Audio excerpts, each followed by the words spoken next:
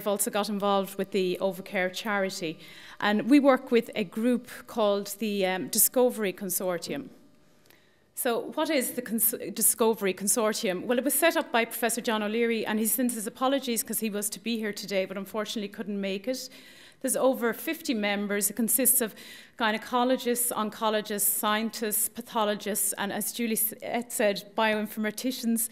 These are the ones who kind of analyze. A lot of the technology of recent days has allowed us to look at thousands and thousands of genes, and it's impossible to kind of get all the information. So bioinformaticians have a mathematical background, and they write programs so that they can analyze all this data much easier.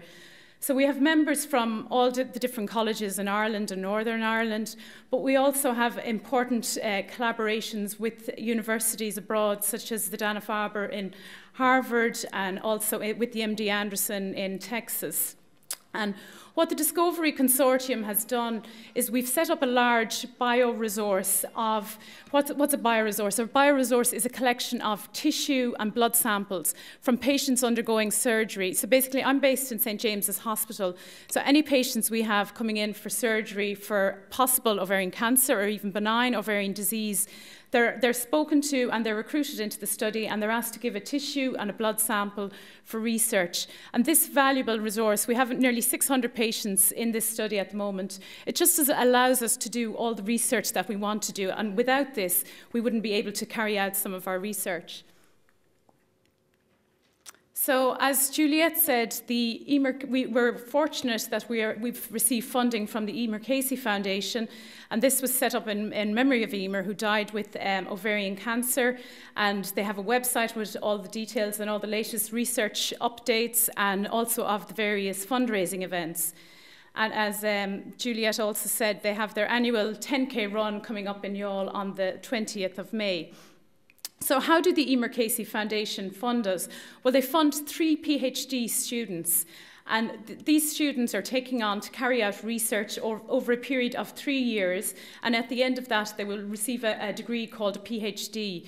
So these 3 students, and I'll talk a bit later on about the individual research projects that they're doing, but Mairead Murphy, Linda McAvoy, who I'm pleased to say submitted her thesis yesterday. So Mairead will be submitting in June, and Brendan French will be submitting later on in August. So I'll talk a little bit about their individual research projects. But basically, the Discovery Consortium, there are many challenges in ovarian cancer, but 2 of the major ones, which you've heard about earlier on today, are that early stage disease, which has a good prognosis, is very hard to detect. And also that some of the standard chemotherapy approaches, such as paclitaxel and carboplatin, they often fail, and patients can recur and develop chemo-resistant disease that no longer responds to those drugs. So, as the previous speakers have said, the diagnosis at the moment for ovarian cancer is your GP can perform an internal exam. There's a blood test called CA125, which, as Matt alluded to, is not very sensitive for early stage disease. Also, it's not very specific because there's a lot of benign conditions that can also cause you to have a high CA125. And then the other pelvic examination can be performed and an ultrasound. So just a little bit about CA125. CA125 was discovered back in 1981 by a guy called Robert Bast, who's now based in the MD Anderson in Texas. But about 20% of ovarian cancers don't even express this marker. It can be elevated in benign conditions. And now we're finding some new markers, but unfortunately at the moment, CA125 is the best that we've got. Now we're about to evaluate a new marker called HE4, which may tell us a little bit more about whether tumours are benign or whether they're malignant. So we felt there was a need out there to try and evaluate some novel screening tests. And this is what Murphy's project is all about. So she was developing and validating diagnostic serum-based biomarker panels in ovarian cancer. And she's using a technique called autoantibody profiling. And this is where, when something foreign is introduced into your body, your immune system can generate an antibody against it. And what Mairead is looking at is to compare these profiles in normal, healthy controls, and to compare it with serum from our bioresource, where we've collected bloods from patients with ovarian cancer. And this is a typical a typical result with one of Mairead's experiments, where you can see these little dots light up here when something is present in a cancer sample, and it wouldn't be present in the control. So she has done a lot of initial results or studies in this, and she's found that in early stage cancers, and as you've heard from the previous speakers, it's very hard to detect early stage cancers, and we have been collecting samples for over 6 years, and we've only collected about 20 early stage cancers. So they're very hard to detect, and a lot of them are just incidental findings. But in the ones that she has examined to date, she's finding a lot more of these autoantibody profiles in the early stage diseases. And Mairead has just published some of this work now. And sorry, I'll just go back to the previous slide. She's just published some of this work, and we're also, as Matt spoke about, the screening trial in the UK, have a huge resource now of serum samples from over 20,000 women. And we've just had discussions with them to see if we can look at these markers that Mairead has identified in that panel of serum samples. We're also looking at another area for a possible diagnostic test, and it's called microRNA. Now, this is kind of the new buzzword in research of late. It was discovered in the early 2000s. They're small little molecules, but they can determine whether you can have more or less of a certain gene in your body. And previously, they had been thought to be part of junk DNA. However, in recent years, they have discovered that they are very important regulatory molecules. And we have now been able to isolate these from blood samples of patients. And we're trying to see if we can detect a panel that may be up in cancer patients and not present in benign or normal patients. So the other major question, which I said in ovarian cancer, is the area of chemoresistance. And why do these tumours become resistant to chemotherapy? Tumours are very smart, so you can give them one drug. Once they have enough of it, they know how to respond to it, and they develop a resistance to it. So we have done, a lot of our work has concentrated in this area. And I suppose to enable a lot of our studies, we have tissue samples from patients who would present with a primary ovarian tumour, but we also have a valuable resource of patients who come back when their tumour has recurred. Now, not all of these patients would have surgery, but we've been fortunate to get tissue from those that do have surgery, and we compare the different profiles between those patients. Also, Linda McAvoy, who has just submitted her thesis, was working at developing novel therapeutic approaches for these chemo-resistant patients. And what Linda has found, she has looked at a lot of ovarian tumours can be very large tumours, and while they have a blood supply, when they get really big, there's areas within that tumour that have a very low oxygen supply.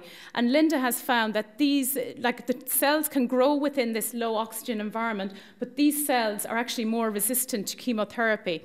And this is kind of some of her results. Now, this excuse the science in this, but this is a typical plot which Linda has shown. And she has looked at cells grown in normal oxygen, and she has looked at cells grown in this low oxygen concentration. And she has looked at over 30,000 genes within this, and she has been able to identify regions and genes which are upregulated and downregulated within these low oxygen environments. Also, during this work where we have compared recurrent tumours to primary tumours, we've identified a panel of markers which are up in the recurrent tumours. And one of these is a molecule called MMP9. And we have done initial experiments with this molecule where we have treated cells that have loads of MMP9. We've treated them with something that can block MMP9, and we have found that that restored the sensitivity to chemotherapy in these patients. We also know that there's a long association between inflammation and cancer, and especially with ovarian cancer, and repeated menstrual cycles tends to create a lot of an inflammatory response. And we've also identified a molecule called MYD88, and that is also, it's also upregulated in recurrent tumours.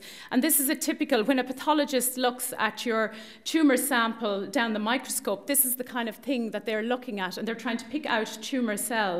And we have found that the tumour cells from chemo-resistant patients or recurrent patients contain a lot more of this molecule, MYD88. And another piece of work we've done with our collaborators in UCD has also looked at a molecule called MAD2, and that's found to be downregulated in patients who develop recurrent and chemo-resistant disease. And that's work we recently published. So where now? We have a panel of markers that seem to give you a bad outcome in ovarian cancer or seem to predict chemo-resistant disease. So where do we go with these? Well, we're in the process of doing, and you heard a lot about ICORG from Seamus. The ICORG also have a translational group which helps you to bring basic research into the clinic. And they're open to various ideas from scientists, and we're in the process of putting a protocol together so we can look at our markers in a broader population, because it's not, we can't just say that our marker works because we've only looked at it in our cohort of samples. And for anything to be brought into clinical practice, it needs to be shown in a large trial that this marker works. So we're also, as I said earlier, we're also in discussions with pharma industry. Mairead Murphy recently presented her work at the screening trial meeting in the UK, and there was a lot of interest from the pharmaceutical industry in her autoantibody profiling. And also, I suppose it was reassuring for us as well that Robert Bass, the guy who invented CA125, was at that meeting, and he is also looking at autoantibody profiling as a novel diagnostic. So that's very reassuring for that work. And also the company that manages all those blood samples, we're in conversations with them to get access to that. We also have collaborations with MD Anderson in the States, and they have a large cohort of samples as well, which we can validate some of our markers on. And we have put together some grant applications recently to try and fund this work. So just to talk, the last student then is Brendan French. And Brendan is looking at something called stem cells. So what are stem cells? Well, cancer stem cells have the potential to regrow a tumour. So if one of these cells is left behind in surgery, it has the potential to regrow that whole tumour. And what Brendan is trying to do is we know that these cancer stem cells are more resistant to chemotherapy, but we don't know what they're made up of. They all look the same down the microscope. So what will tell us which ones are the bad ones and which ones aren't? So what Brendan is trying to do is using an ovarian cell lines, he's trying to isolate these stem cells, take them out, and then examine them to see what exactly they're made up of, and then hopefully develop therapeutics against them. So this is a typical plot of what his work would be doing. So he's found various markers that mark these stem cells, and he's now successfully taken them out. Now, the only way to prove that they are a stem cell is that you have to put them into a mouse and see if they can grow a tumour. And this work he has just started, and he is successfully getting tumours. So he knows these are cancer stem cells. So the next step then is to characterize them, see what exactly are they made up of. And there's various tests which can be done for that to see, do they respond to chemotherapy? Do they grow? We know that these stem cells like the low oxygen concentrations, which I talked about earlier. We know that they're probably more metastatic. They have the potential to spread around the body. But we need to do something called molecular characterization. And this is somewhere also where the Emer Casey Foundation has helped fund a machine called the Solid with our group. And this allows us to look at the whole genome, and it allows us to do it much quicker than was previously done. So the last thing I'm just going to talk about briefly is the area of circulating tumour cells. We all know that for tumours to spread, they have to go around the body, and some tumours can spread by the lymph system, some spread in the blood. So the tumours have to come from where they started, they get into the bloodstream, and then they go to a secondary site. So a simple thinking around this is, can we detect cancer by detecting these tumour cells in the blood? Now, work to date has found that it's like looking for a needle in a haystack. There are very few of these circulating tumour cells in the blood system. However, recent work by our group has shown, why can't we see these tumour cells in the blood system, and why doesn't our immune system take them out when they get into the blood system? Because there's something foreign. But our work has shown that once they get into the blood system, they come in contact with other components of the blood, and one of the components is platelets. And we have shown that platelets can stick really strongly to these tumour cells, and we think they're hiding the tumour cells from the immune system and enabling them to spread around the body. Also, the methods used to date for trying to isolate these cells from the blood, they use a marker expressed on the tumour cells, but if the platelets are attached to the tumour cells, then this can't pick them out. So we are doing some novel work now on this, and there's been loads of work done in this area to show that in mouse models or in rat models, when rat models who have a low level of platelets don't get as much metastasis as those that have normal platelet levels. And we have also shown that the more invasive your tumour is, the more the platelets will stick to it. So this just enables the tumour cells to spread around the body. And we have also shown that once this platelet cloak is on, they are sending a message to these cells to spread and divide and to go around the body. So this is very, very important work, and it's become a hot topic in the cancer area at the moment. So we've just put together a grant application to the European Union to use this novel device, and it's invented by a guy in Paris, and it's called the screen cell technology.